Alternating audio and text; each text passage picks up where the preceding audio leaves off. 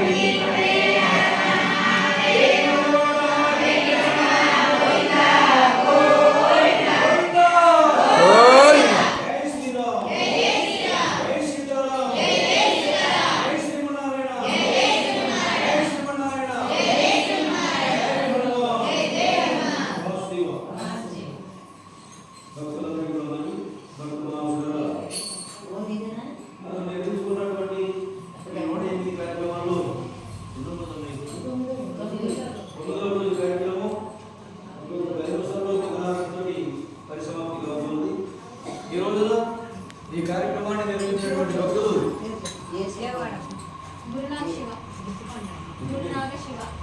తులసిమాలతో కానీ రుద్రాక్షలతో కానీ ఒక మాల ఎలాగైతే తయారవుతుందో దానిలో ఈ 9వ ఒక తులసి అనేది వారికి ఈరోజు సిద్ధమై వారి సొంతమైందని అనుకోవాలి.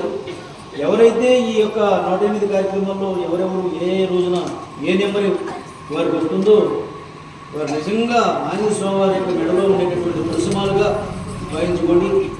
ఈ 9వ రోజు కార్యక్రమాన్ని నిర్వహించినటువంటి విజయవాడ వస్తవులు ఎత్తికొండ